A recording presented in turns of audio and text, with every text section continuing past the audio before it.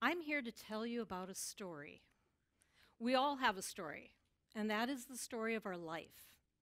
It begins when we are an infant, and with each experience and each situation we encounter, it shapes and guides and forms who we are. Our perception of ourselves, our perception of our future, our perception of the universe is shaped from the time we're an infant. And that creates a story that we carry forward, the story that informs and guides the decisions we make in life. That story is what I'd like to talk to you about tonight and the power that that story has. Erikson's theory of development says at the end of life, we normally, naturally, spontaneously turn back and look at our life and look at various phases of our lives and measure them, define them. I was successful there. I struggled there. That was positive. That was negative. And depending on how we evaluate our life, we move forward toward the end of life with optimism, with encouragement, or with despair. It determines whether or not we have a quality of life at end of life, whether we have quality relationships. I have had, as I was introduced, I have had the privilege for 25 years to walk with people, patients and their families during those final days, that final journey in life. I have told my patients and the families that a terminal illness can really be viewed as a bit of a blessing. Yes, they did laugh at me when I said that. They looked at me as if I was crazy, but think about it. If you know your time is limited, how that changes and transforms what you do. Will you take the opportunity to say the things that need to be said, to share the stories that need to be shared, to make sure you resolve issues so that you can walk forward with confidence? That terminal illness, that time when we know that our time is limited, can become very precious. For some people, it's very lonely and very silent. For other people, it's very joyful, and memories are being created and shared. Now, for a lot of us, as we walk through life, we view it in a way similar to walking through a forest. I can see that tree in front of me. There's a boulder in the path, and I've got to get around it. But we don't really see the big view, the larger perspective of our life. I like the concept of looking at our life through the eyes of an eagle. Imagine if we could see our lives through the eyes of an eagle. We could see the twists and the turns in our path, that intersection that made us directly change our path and really transformed our life. We could see the hills and the valleys that really prepared us to climb that mountain that was coming up ahead. The eyes of an eagle could give us a perspective on what our life is really all about. My research involved working with patients and asking them to share their life story in the presence of their family, with me guiding them through a structured life review. My role was to be the eyes of the eagle, to give them some macro perspective, to give them that big picture perspective on the stories that I was hearing from them. Perhaps it'll be better if I just share some of the stories. The first story that I'd like to share is the first gentleman that I interviewed. He shared with me a very painful story of his senior year of high school. His family had just moved to a small town, and his fellow students weren't too keen on making friends with the new kid. His days were filled with walks between classes that were lonely, no one to talk to, waiting for the bell to ring at the end of the day so he could go home and help his dad on the farm. He was in his late 80s. This happened when he was 17, and it brought tears to his eyes. You could see the pain that it still caused him when he thought about that horrible year of loneliness. He went on with his story, and he shared about the leagues and the golf tournaments and the card-playing clubs and the township boards and the school school board that he was on, and the church, the roles that he had in the church, and the many, many friends he had surrounding his life. And I looked at him and I said, you know, could it be that that year of loneliness really was a time when you learned the value of friendship and what it really took to be a true friend? And his face lightened up. And he said, yeah, you know, I know what it means to be a friend. We had reframed that year of loneliness from a year of loneliness to a year of learning that later transformed the rest of his life. Another woman that I worked with, the story that I'd like to share with you, is a woman who she was my most fragile patient that I worked with. I was really concerned that this recording might be too difficult for her. She was battling cancer, and cancer was winning. But she insisted that she wanted to participate, so she was wheeled into the room with her 3 sisters behind her and her kids behind her, and as she was wheeled in, she was rather slumped in her wheelchair. Her head was down, her eyes were downcast, and there was just no light. There was no energy or vitality in her. Her story began, and she talked about her early childhood and her subsequent marriage to a traveling salesman who was only around 2 days a week. He was gone 5 days a week. Obviously, he was around enough because she had 3 children in rapid succession, and all 3 were under the age of 5 when she realized something was wrong with Mom. Something was wrong with her mother, and ultimately she shared that her mother had to be put in the state hospital because she was insane. I said, insane? What happened? What did it look like? And she said, well, today you would call it Alzheimer's, but back in that time it was called insanity. I saw her sisters respond to that.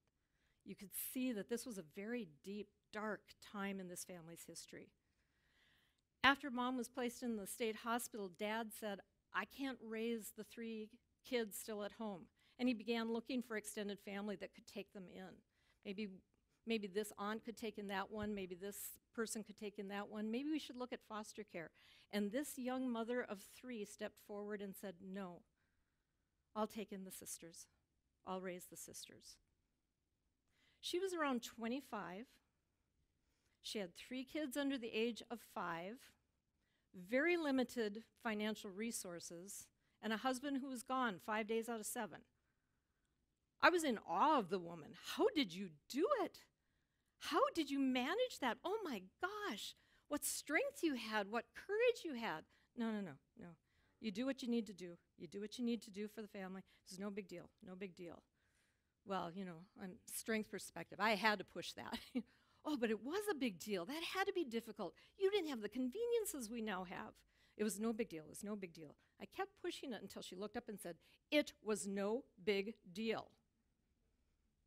At which point, her sisters stood up and said, yes, it was. You need to realize how important it was that you kept us together, that we were with you when we were struggling to understand what's going on with Mom, what's happening. And you need to realize that in many ways, you became our mother.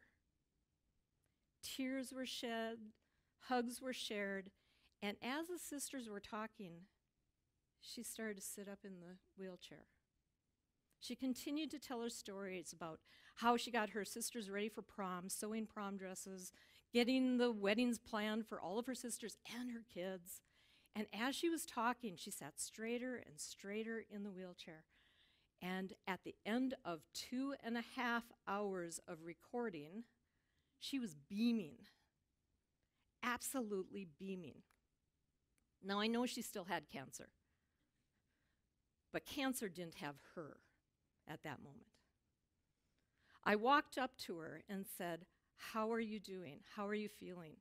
And she looked at me and she said, you know, I'm feeling pretty good about myself.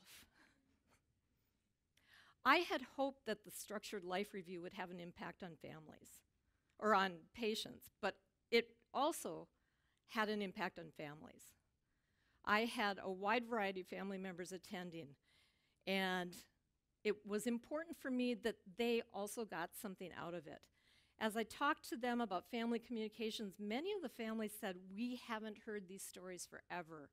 They could have been lost or forgotten. It's so great that we now are hearing them again. One gentleman, as I was doing his interview with his wife, said, I'm not talking about World War II. Off the table. That's absolutely fine. You don't have to talk about anything you don't need to, don't want to. He proceeded to tell a story, and as we're getting close to the time when he entered the service, I was trying to think, how do I jump over that? To, okay, you graduated from high school, now you're back home, and what he surprised me, he went right into war stories. But when I say war stories, I mean they were hilarious. What I didn't know is when he returned from World War II, he refused to talk about it. And it had been, in his wife's description, the single secret barrier in our marriage. Since he wouldn't talk about it, she always assumed, you know how we are. Our imaginations are far worse many times than the reality is. She assumed the worst, and she mourned the fact that she couldn't comfort him because he wouldn't tell her what happened. Well, he hit into stories, one hilarious, one after another. Our biggest challenge was to keep our laughter down so the recording could pick up his voice. He shared one story of when his captain moored his ship in a bay, in an island in the Pacific, and he allowed the crew to go to shore. When he was on shore, he ran across a pineapple juice stand. He bought 6 cans, and he ran back to the rowboat, piled into the rowboat, and as they're rowing out to the ship, he looked and went, oh, I have to climb a rope ladder to get on the ship, and I've got 6 cans of pineapple juice. So he shoved them in his shirt, and he buttoned it tight, and he tightened his belt to try and hold everything in, and he started climbing up the ladder. And he got about halfway up the ladder, and he realized the cans weren't going to make it with him. And he worried about the guys underneath him on the ladder. So he yelled down to them, hey guys, be careful, the cans are coming loose. And the guys behind him all boosted him up, and he kind of went flying through the air and landed spread eagle on the deck of the ship. Pineapple juice rolling all over in all directions, and when he lifted his head, he said the only thing he could see was the shoes of his captain. But he said, oh, that was good juice.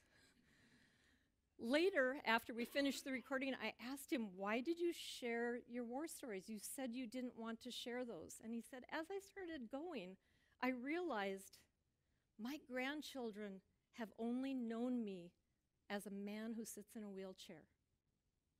I wanted them to know the whole me, the whole person. I wanted them to know who I was when I was a young man, when I could run and jump and play football and climb a rope ladder on a ship. I wanted them to know the whole me. Another gentleman had had a series of setbacks. He'd had a series of medical conditions that had really tapped out his resources and his strengths. This man had lived an active life with a capital A. He rode motorcycle. He was involved in disaster response teams. The tornado of 1956, he was there in his motorcycle rescuing people from North Fargo. He was an active man. And all these medical setbacks had knocked every ounce of wind out of his sails. He wanted comfort care only. He was ready to go. But his daughter wasn't ready to let him go. She wasn't ready to say goodbye to Dad. We got to the end of our interview, and she leaned back in the chair and said, you know what, Dad? I get it now. I understand. I'll support you in whatever you want. We'll go comfort care. I'll be there with you, Dad. I don't want to lose you, but I know it's right for you. Most of us, when we think about how we would like to die, Gallup polls tell us that we would prefer to die in our own home, in our own bed. I'd prefer my own pillow, thank you, and surrounded by family. In truth, most of us will die in a medical setting, surrounded by equipment and medical professionals. And our families are going to be asked questions that they're not prepared to answer. What would mom want? What do you think dad would think about this? Oh, if only we had more time to ask questions. I believe a life review and storytelling is the answer. It gives us a chance to understand the legacy that is our family's history. If we understand our past, we can understand today, and that can guide us tomorrow. We just have the opportunity. None of us ever have to face that point where we wonder what to say. We just have to ask a question. Hey, Mom, what was your favorite game you played when you were young? Dad, what was important to you when you were raising us kids? How did you guys get through that difficult time when you lost the business? What's most important to you at this moment in your life? Asking those questions, having those conversations, learning our family's story, our family's legacy. What do we value? What do we believe in as a family? When we have that, we're well grounded because that story has power. Thank you.